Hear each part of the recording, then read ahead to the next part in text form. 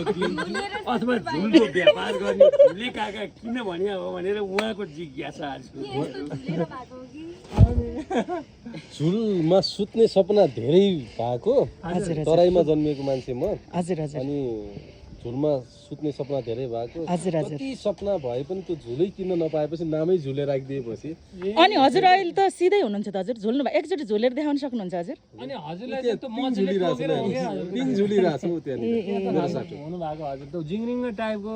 यस्तो बन्नुहुन्छ हजुर चाहिँ त्यो मछलीले टोकेर सुन्ने र त्यस्तो हुनुभयो कस्तो हजुर होइन यो त खानपिनको प्रभाव हो हुँदैन अब यो विषयमा के हजुरले खोजेको त उत्तर आयो त बा खोज्याभन्दा बढी आइदियो खोज्याभन्दा बढी आइदियो हजुर आज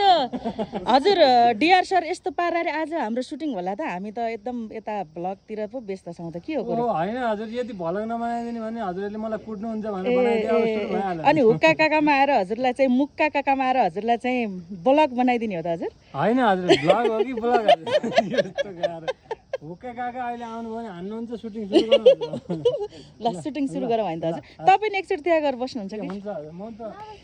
ओहो यो कस्तो भर्खरको बेहुलीसँग यही समस्या हुँदो रहेछ छेउमा गएर उता जानु हुन्छ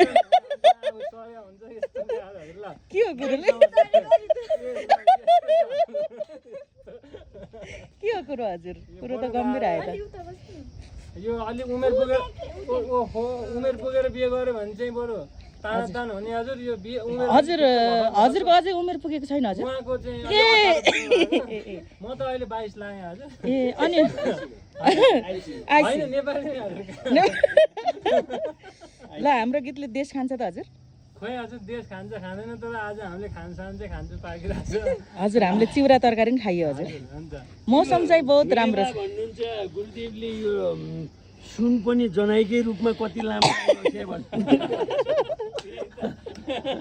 सुन पनि जनाइ लागे जस्तो लागिदियो हजुर उहाँ सुन मान्छे हुनुहुन्छ नमस्ते अब देश खाओस् नखाओस् यो म्युजिक हाम्रो मन चाहिँ राम्रो अवश्य भन्दैछ यो चाहिँ हामीले चाहिँ धेरै डिआर सरले मेहनत गरेर बनाएको छ यो हाम्रो देशकै विषयमा छ तपाईँहरूले जसरी यो गीत चाहिँ यति हेरिदिनुहोस्